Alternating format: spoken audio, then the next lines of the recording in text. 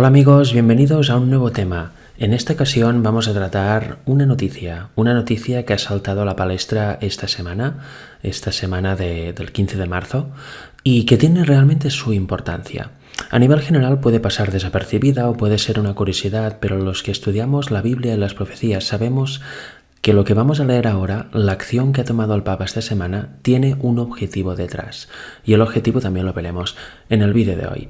Sin más dilación, vamos a leer lo que dice la noticia. Es sacada de Rome Reports, la agencia oficial del Vaticano, junto con Vatican News.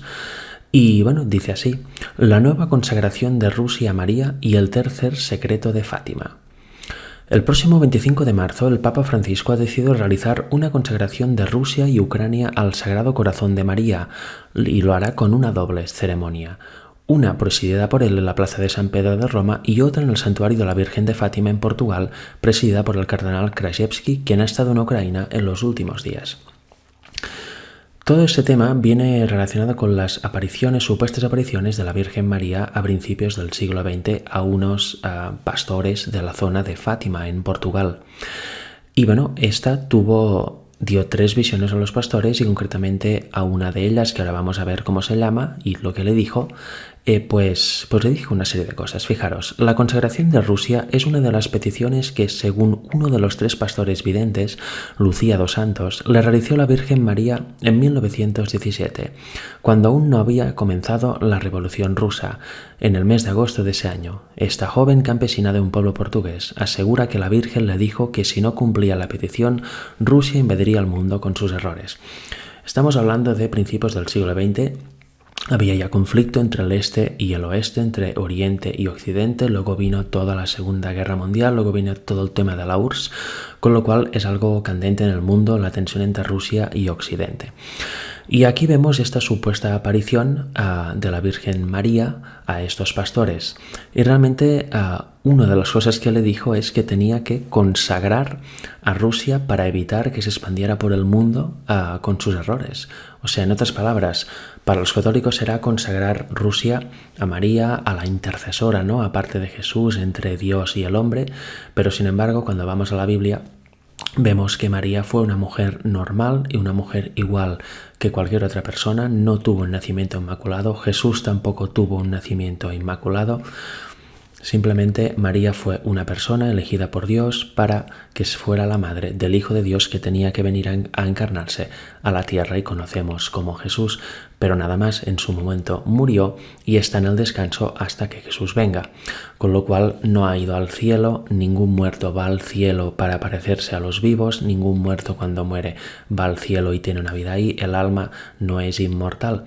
La Biblia es clara cuando dice que los muertos nada saben, que el espíritu vuelve a Dios que lo dio y éste lo devuelve en la resurrección, ya sea la primera o la segunda. No se queda el espíritu pululando por el universo, por el espacio, y mucho menos apareciéndose aquí a los familiares, amigos o a distintas personas de este mundo.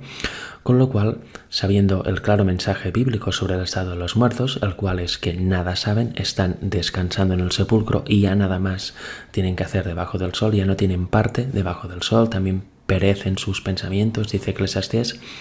Pues bueno, ¿quién se apareció ahí? También la Biblia nos explica de apariciones de demonios o contactos con demonios, con supuestos dioses de otros mundos que en realidad son demonios. Eso ha estado siempre en el espiritismo. Con lo cual, estas apariciones de María, que era Satanás o uno de sus ángeles haciéndose pasar por María. Con lo cual, esa petición de consagrar a Rusia a ella, a la supuesta María, es directamente consagrar Rusia a Satanás, al diablo. ¿Para qué? Para conseguir alguno de sus objetivos. Fijaros, sigue diciendo: fue San Pablo II en 1984 quien cumplió con lo que demandaba la Virgen. O sea, esa consagración de Rusia ya se hizo en su momento con todo el tema de la URSS, y lo hizo Juan Pablo II en el 84. Juan Pablo II fue el primer papa que realmente se posicionó internacionalmente, tuvo más viajes que ningún otro papa, hablando con dirigentes mundiales, posicionándose en conflictos, intentando mediar. Tenía una idea geopolítica que otros no habían tenido, que sus predecesores no habían tenido. Juan Pablo II fue el encargado de que la herida casi mortal que habla Apocalipsis 13, que se produjo en el papado cuando fue detenido el papa por el general Berthier de las tropas de Napoleón, pues dice que esta herida casi mortal sería sanada con los años, pues Juan Pablo II fue el papa que se encargó más de que esta herida sanara y estuviera en un gran proceso de sanamiento. Luego vino Ratzinger, el cual fue por primera vez un papa sustituido en vida, y entró el actual Benedicto XVI, y él se está encargando, y de qué manera también, de tirar adelante todos los planes como el ecumenismo, el posicionarse como hombre de paz, hombre de mediación, hombre de diálogo y en definitiva querido por todas las naciones. Él está haciendo que, si la herida no ha sanado ya, esté a nada de sanarse. Con lo cual, bueno, aquí tenemos a Juan Pablo II, que ya lo hizo en su momento. Según reveló, dice la noticia, Sor Lucía años después, lo hizo en Roma con una ceremonia en la plaza de San Pedro que se celebró, igual que hará Francisco, un 25 de marzo. Esta ceremonia de Francisco de consagrar Rusia y Ucrania a la Virgen se va a celebrar la próxima semana, el día 25 de marzo. Luego dice, el manuscrito de las revelaciones de Sor Lucía, redactado en 1944, se conserva en los archivos del Vaticano. Narra cómo la Virgen María le permitió ver, cuando ella tenía 10 años, a un hombre vestido de blanco que se dirige a una montaña junto a otros obispos y religiosos. Y atención ahora con qué se vincula eso, con qué lo aplica al catolicismo esta visión. Creo que es oportuno leer textualmente cómo sigue el relato. El Santo Padre, antes de llegar a la montaña, atravesó una ciudad medio en ruinas y medio tembloroso, con paso vacilante, apesadumbrado de dolor y pena, rezando por las almas de los cadáveres que se encontraba por el camino. Un apunte. El catolicismo, igual que gran parte del protestantismo, cree que cuando uno muere va al cielo o va al purgatorio o va al infierno. Por eso aquí el Papa reza por las almas de los cadáveres. Si uno se ciñe a la Biblia, ve que rezar por los muertos no tiene ningún sentido, porque ya no tienen parte de lo que sucede debajo del sol. Los cambios se han de hacer mientras está en vida. Una vez se muere, ya está todo sellado hasta el juicio. Sigue diciendo, llegado a la cima del monte, postrado de rodillas a los pies de la gran cruz, fue muerto por un grupo de soldados que le dispararon varios tiros de arma de fuego y flechas, y del mismo modo murieron unos tras otros los obispos, sacerdotes, religiosos y religiosas y diversas personas seglares.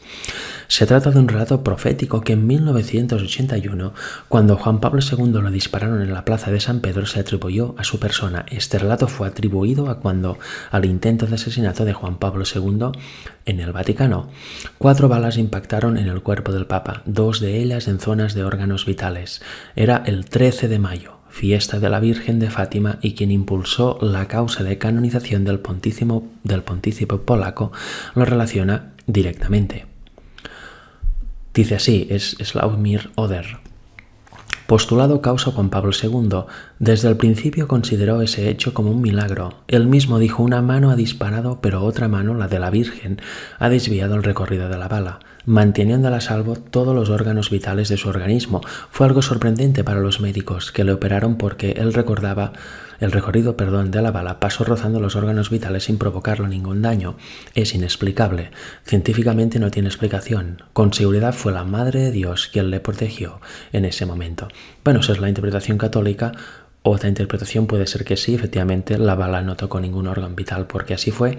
Otra fue que realmente, si fue la llamada Virgen, fueran los demonios que desviaron o pararon estas balas para hacer creer al mundo que se había cumplido esta supuesta visión que María le dio a la campesina años atrás, cuando era una niña.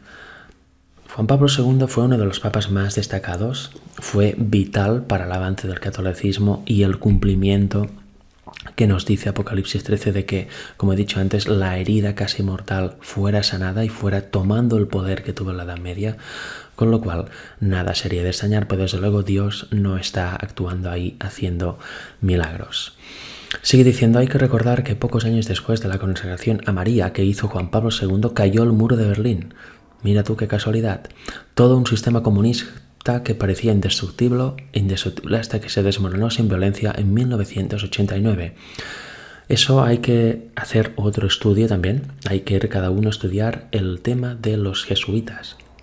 Cuando uno estudia la historia, y recomiendo un libro, Las llaves de esta sangre, y, por ejemplo, este es muy interesante, nos habla ahí de todo el papel de Juan Pablo II con Rusia, en Polonia, con Alemania, etc. Y también se nos habla en otro libro acerca de los jesuitas, a la historia secreta de los jesuitas, ahí se habla del papel de los jesuitas en toda la historia y se ve que estaban también, como no, de lleno en la Segunda Guerra Mundial, también en todo lo sucedido en Polonia en aquel tiempo, en la Gestapo, etc. Con lo cual, todo está planteado por los mismos, con lo cual, si pasa algo, ellos mismos pueden hacer que suceda una coincidencia para hacer creer al mundo que eso viene de Dios o que eso es una obra magnífica del Papa, ¿verdad? Todo está controlado por detrás y los jesuitas son una de las sociedades que más están actuando y que hacen caer gobiernos, levantar gobiernos, provocar guerras, acabar con guerras, hacer caer la economía, etc. Ellos son los que están detrás de todo, con lo cual, teniendo eso en mente, no sería de extrañar que la caída del muro de Berlín justo después de eso fuera una consecuencia buscada. Sigue diciendo, ahora el Papa Francisco quiere acabar con la guerra en Ucrania con todos los medios a su alcance. Recordemos que en un tema que presenté hace 2 semanas acerca de la guerra en Ucrania, puse una noticia en donde se veía al Papa yendo a ver al cónsul ruso del Vaticano y se decía que él no iba a mediar, no iba a hacer de intercesor, solo a proponer información, a saber información de primera mano, ¿verdad? Pero ya hemos visto que pocos días después y con el avance de la guerra ya está mediando de forma directa. Una vez más se está erigiendo como un líder que quiere conseguir la paz en el mundo y en los distintos territorios. Dice, ha enviado a 2 de sus cardenales al país en guerra, ha explorado todas las vías diplomáticas, ha llamado al ayuno y la oración y ahora recurre a la Virgen María. En su última audiencia pública, Francisco ha recitado esta conmovedora oración de un obispo italiano. Dice, Señor Jesús, nacido bajo las bombas de Kiev, ten piedad de nosotros. Señor Jesús, muerto en los brazos de su madre de un búnker de Kharkov, ten piedad de nosotros. Con esta nueva guerra en Europa, está por ver si esa revelación de Sor Lucía en Fátima con un papa que muere asesinado por soldados pertenece al pasado o aún está por cumplirse. Y es realmente interesante porque hay algo detrás de todo eso. El Papa no pierde oportunidad de posicionarse en todo conflicto, como mediador, como hombre de paz, como hombre intermedio con el cual hablar para conseguir los objetivos de paz en el mundo. Con el tema del cambio climático que lleva años en auge y sobre todo en 2019 tuvo un auge sin precedentes, el Papa estaba al lado de Greta Thunberg animando a esta revolución climática, animando a que se debe hacer un cambio de paradigma con el tema de la contaminación y en el tema climático, ya que la Tierra es nuestra casa común y de hecho la encíclica Laudato Si trata sobre eso, es eminentemente climática. Con el tema de sanitario que está padeciendo el mundo desde el año 2020 y aún sigue, aunque ahora está tapado por la guerra de Rusia y Ucrania, el Papa se ha puesto al frente también llamando a la gente a que se ponga el pinchazo en el brazo. Ahora con la guerra Rusia y Ucrania se propone como mediador y quiere consagrar Rusia y Ucrania a la Virgen María. Está poniendo al catolicismo en el centro para que los gobernantes vayan a él y lo vean como persona de diálogo, como persona de concentración para evitar guerras, evitar conflictos y para solucionarlos todos ellos. La herida está a punto de sanar y, como dice la Biblia, todos los reyes de la tierra, entiéndase gobernantes, jefes de naciones, le dan el poder a la bestia y se rinden a ella, porque ¿quién podrá luchar contra la bestia, verdad? Este lavado de imagen del Vaticano, que está llevando sobre todo el Papa Francisco, ya está llegando a su auge y está consiguiendo, o a punto de conseguir, todos sus objetivos. Poner al Papa y al catolicismo en el centro de todo. Por otros lados, por otras áreas, también está avanzando muchísimo con el ecumenismo, etcétera. Y no sabemos qué va a pasar con este Papa, pero si realmente acaba yendo al territorio de la guerra y lo matan, como se vio en esta visión que dicen la Virgen María, obviamente fue un demonio o Satanás, dio a aquella señora, Sor Lucía en Fátima, pues realmente sería tremendo, porque eso sería la cerecita del pastel para terminar con la obra que vino a hacer Francisco. Y si no sucede, pues bueno, habrá conseguido los objetivos de erigirse como figura pública o como figura mediática, solucionadora de conflictos y llevadora de paz al mundo. Ya lo dice la Biblia, cuando digan paz y seguridad vendrá destrucción repentina, con lo cual no os creáis esta paz que propone el Papa, no os creáis esos vínculos de la madre tierra, tenemos que hacer algo, el sábado verde, etcétera. Todo es para llevar al mundo a una dictadura impresionante, a una ley dominical mundial que tiene como objetivo no aplastar a los comunistas, a los de derechas, a los de izquierdas, a los fascistas, no. Eso es todo geopolítica y todo forma parte de un plan. El objetivo final de que el Papa se erija como figura mundial es que se cumpla esta profecía, que se cumpla la profecía de la Biblia, donde dice que mandará sobre todos y juntamente con Estados Unidos oprimirán al pueblo de Dios como nunca antes. La verdadera guerra y persecución será contra el pueblo de Dios, el cual será oprimido como nunca antes. El mundo propondrá un día de descanso semanal que será el domingo, lo llamarán probablemente sábado verde y tendrá relación con el clima, ya lo estamos viendo en este año y en el pasado sobre todo, que todo va por ahí. El coche elegido, el vehículo elegido es el tema climático para llegar a la imposición dominical. Y luego estarán unos pocos que defenderán que el sábado es el día de descanso bíblico y defenderán la ley de Dios y defenderán el evangelio eterno, el tema de la justicia por la fe que lleva a vencer completamente el pecado con el sábado como su centro, como su sello. Estos pocos lo defenderán y no se doblegarán ante el mundo y ante las leyes que impondrán los distintos gobernantes y el Papa, y eso ocasionará una persecución, incluso a muerte, como nunca antes ha habido, para luego desencadenarse las plagas y venir Jesús a buscar a su pueblo. Por tanto, todo esto que está diciendo el Papa es un lavado de imagen y una parte más, un peldaño más para, como he dicho, erigirse como líder mundial absoluto y que todo el mundo recurra a él y que todo el mundo lo reconozca, porque de esta manera pueda unir tanto a las religiones como a los países y que nunca más haya guerra. Este pretendido periodo de paz que quizá existirá durante un tiempo, pero que luego se volverá todo en un caos tan absoluto, en un nuevo orden mundial tan caótico, que desencadenará esta persecución final contra el pueblo de Dios. Es lo que quiere Satanás, extirpar por completo de la tierra al pueblo de Dios, y eso lo va haciendo por etapas, por pasos. Primero hay que situarse a nivel geopolítico. Cuando todo esté perfectamente atado, tal como dice la profecía, luego tocará la estocada final. Pero Dios siempre sale vencedor, porque la Biblia nos habla de eso y luego nos habla de la derrota de esta bestia, ¿no? Del papado. Nos habla de esta derrota de Satanás y sus ángeles y de la gran victoria del pueblo de Dios y de Cristo, como siempre. Por tanto, bueno, hasta aquí este pequeño comentario de esta noticia que me ha parecido relevante, y veremos cómo avanza. El próximo día 25 tiene que hacerse esta ceremonia en el Vaticano y en Portugal de la consagración de Rusia y Ucrania a María, teóricamente, y luego veremos a ver qué sucede también a nivel geopolítico, a ver a dónde le va esta guerra, a ver si termina, si no termina, quién gana, quién pierde, y será un paso más para el establecimiento del nuevo orden mundial. Hasta pronto, que Dios os bendiga.